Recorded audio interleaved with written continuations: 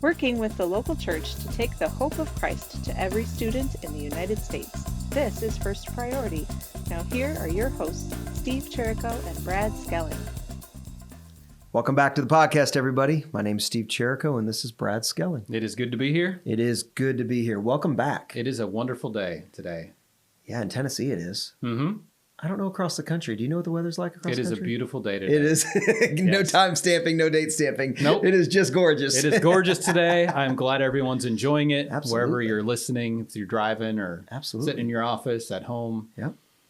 You know, late at night, putting you to sleep. We're glad you're here. Mm-hmm. I'm glad you're here. Glad you're listening. Watching. YouTubing on YouTube. it. Exactly. Yes. Exactly. Get those YouTube analytics up for us. From 3 to 5. Uh-huh. That's We need awesome. it. We need it. Thanks, everybody. Tayana's giving us hand signals right now. Uh-huh. Mayday, mayday. Exactly. Land the plane, end the episode. This is going nowhere. Oh, man. Well, glad to be back. You got any announcements this week? The usual. Okay.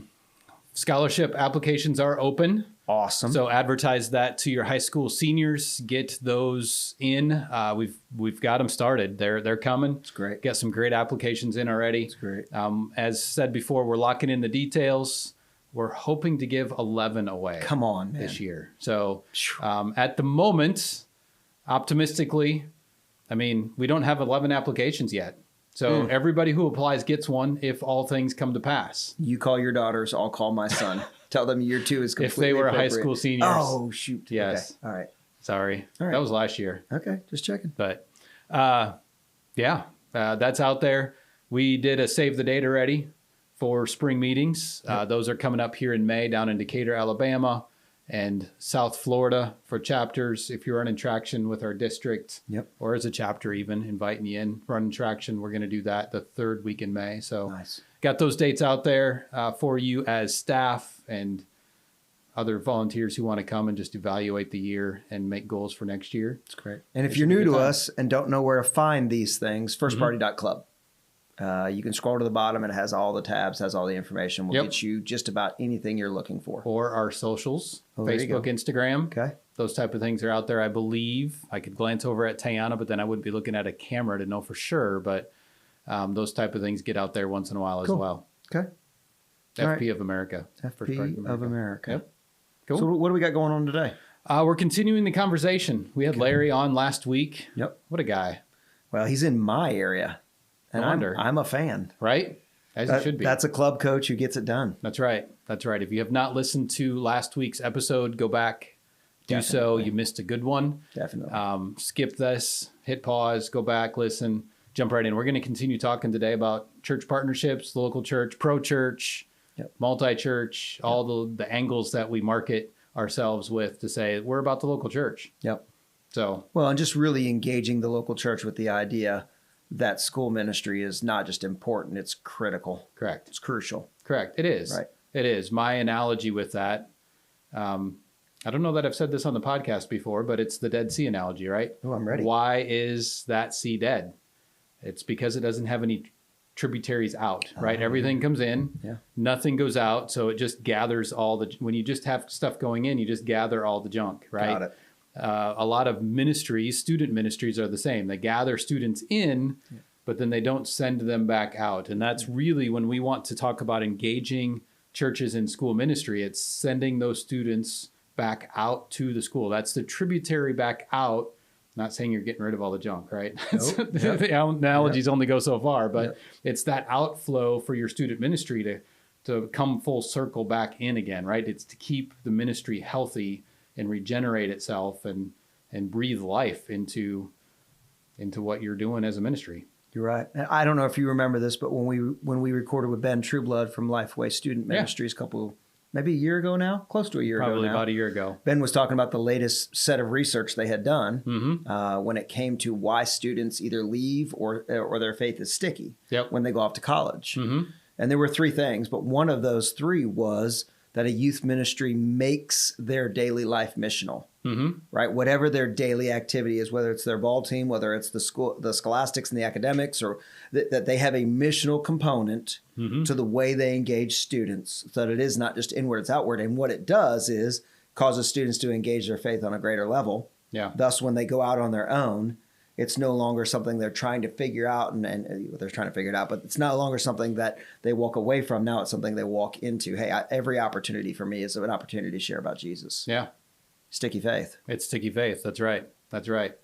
And if you want to pause for a minute and say, YPS registrations are open and you will be in Nashville.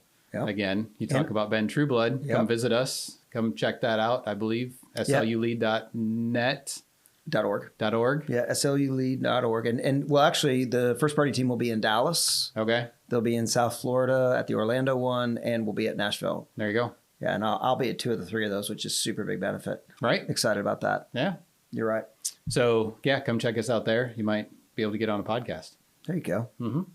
Well, another layer to the discussion engaging the local church is just that there is such mutual benefit, right? Okay. You talked about the benefit of the idea of the churches, right, getting that, but there's also a benefit to the ministry. Yeah. We're really clear in Romans 12, 1 Corinthians 12 about the body of Christ, right? Mm-hmm.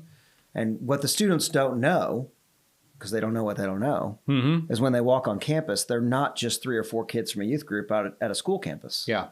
There's a body of believers that they've probably seen at the dance studio. They've probably seen out at a restaurant. There's not been a connection point. Yep. Right. So here's this mutual benefit where it also grows the ministry on the campus. It grows the gospel being alive on the campus. Mm-hmm. So when we say to local churches, hey, we need you to be involved, there's a mission field, we're also talking about the fact that there is benefit to the mission on the field itself as well. Yeah. Oh, for sure. Because you choose to engage. Mm-hmm.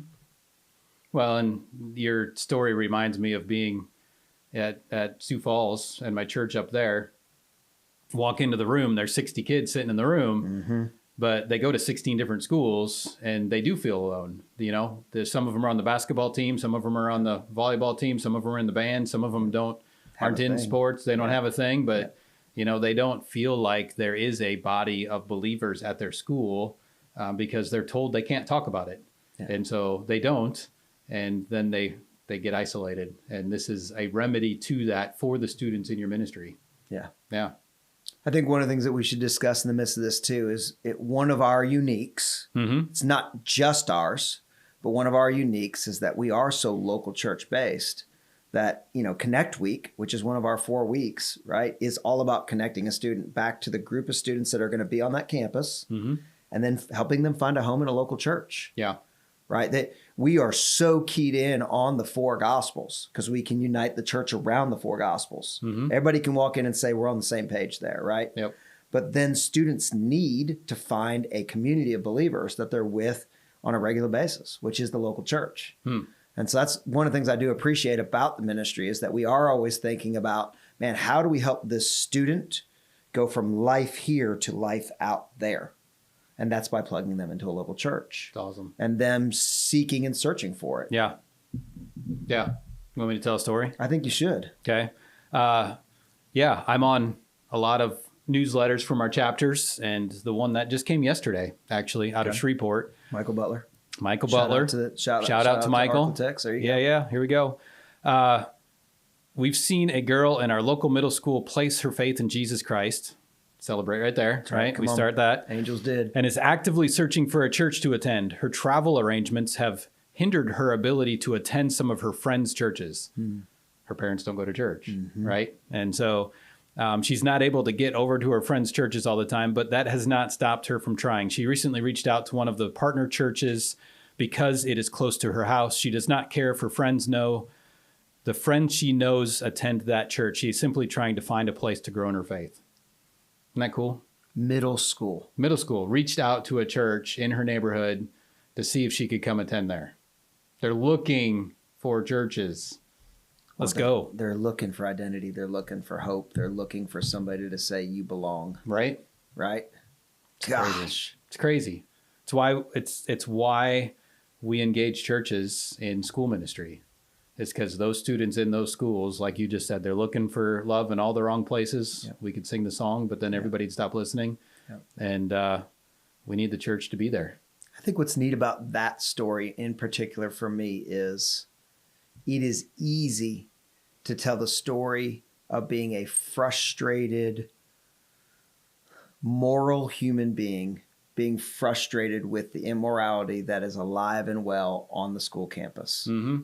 and I'm going to make this about religion and moral for a minute, right? Sure. It's easy to tell that story of, oh man, kids are a mess. Oh man, kids aren't. Oh man, kids are. That's an easy story to tell. Yep. You have to look very far. Yep. Then you get something like this and you're like, oh, you know what the fun story to tell is? They're searching for a group of people that want to invest in them, that want to make them part of their community, right? And so all of a sudden, now you're celebrating, the church is celebrating what's going on the campus, not going, man, I got to stay away from that. I got to keep my hands, right? There's a lot of mess there, right? Now they're like, that mess is bringing life. We talked before the podcast about a celebration that happened in Nashville this past weekend, where it was 12 or 14,000 students, adults, whatever, worshiping together, an all day thing. It was cool. Mm-hmm. But in the midst of that, I had a dad who came up and just started celebrating story after story after story of people that he knew that were in the school system, that were students that were like, it's my school, I'm going to do it. Yep. Like he had a celebration mentality about what's going on. So then we tell him our story and he's like, man, I'd be nonstop if you guys were in our area. Why aren't we there? I'm like, it's a great question. Why aren't we there? Why we aren't need to we fix there? that, right? We need to fix that. Yep. But it changes the viewpoint of the local church and those that are on the mission field about, hey, we can talk about all the things that are a problem. And we do. Yeah. It's our job to know the problems. Yep. But we also got to be able to celebrate all of the incredible things God's doing. That's right. When he's doing incredible things in the schools, it goes back to, we're just not there. You're waiting for that moment, for that connection, that relationship that you just described to say, why aren't we there? It's because we haven't had this moment yet. Yeah. We're having it right now. Let's get over there. Let's not be frustrated. We were talking earlier about all the different ministries around the country that are doing the same thing we are. Yep. And it's not frustration. I celebrate it. That's right. I am glad that they are there. Yep. And part of me says, because I'm lazy and then I don't have to. We don't have to go do that much more work, right? God is doing his thing all over the country, and we celebrate that. And let's just be where God has called us to be, where he opens those doors, and he's opening the doors to these schools to reap the harvest that's plentiful. Well, where all that draws me to, Brad, is the reality that I think often, especially in the local church, people get caught up with the fact that it takes money to make mission work. And they're right. If I send a missionary overseas, I'm going to raise money, right? Where we get caught at moments is the reality that money is not the most important asset that the local church has. Yeah. It's actually their time. Yeah. Right? And I can make more money. I can raise more money. I can find more people that want to give money, right? But finding people that want to give, and here's where it's important for us, local church, those of you who are leading inside the local church, here's what's important. A 90-minute consistent piece of time every week is far more valuable than what you could give on a weekly basis. We need both. Yep. I got to raise both. Yeah. But the need for somebody asked me again at that same gathering that I was at this past weekend that I mentioned earlier, right? Somebody asked me about schools, and I said, well, I have 7 schools in the waiting. In my metro area, I've got 7 principals with faculty ready. That the students just need a club coach. Wow. And I think I picked up 2 this weekend at that gathering. So that's cool. Nice. Right? Nice. Yeah. But I know those schools by name. I know those principals. I could call and say, hey, next week, I've got this coach who's going to be there. I can get them trained in a week. Right. Yep. The people that are willing to give consistent, small amounts of time for a year, school year, are the most valuable thing we're looking for right now. Yeah. That's definitely a way the church can partner with coming into play, right? Whether it be a youth pastor, a parent, any leader and member of a church, right? You're looking for somebody who cares about students and evangelism and is willing to coach these kids into success. It's good. Right? You bring all that up, and it reminds me, as you followed up from that, reminds me of a conversation with my Jacob, who works for us here yesterday. And he said, hey, I've actually got a win. I said, well, good. Tell me your win. Yep. Every campus that he serves in one particular county now has a club coach. Yeah. A consistent person. But it was his line in sight goal for this school year. Yeah. He is no longer having to be on any campus on a regular basis. He can go from campus to campus and serve those who are on a regular basis. Yep. It's huge. Well, and I don't know if you want to get into this much detail, but when you talk about money and time, you're raising both things. Really, the money buys time, right? You're buying Jacob's time. That's right.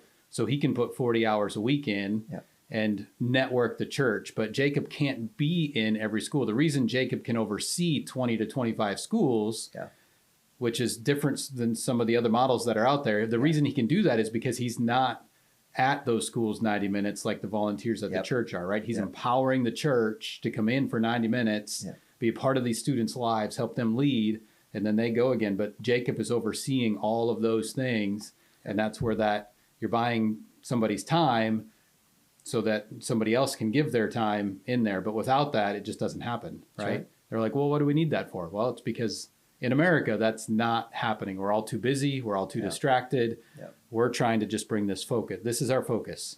We're buying people's time so that the church can be empowered to send their students to the school. It's good. Yeah. It's good. Which leads us to next week.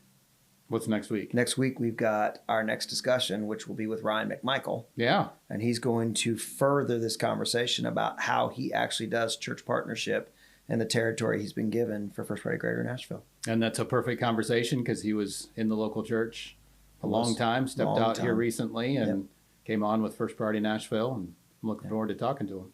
So if you're a podcast viewer or listener, you've got some homework because you got to go back and check out Larry from the week before. And then you got to be prepared, put it on your calendar to grab the next one after this. That's right. It's going to be good. It is good.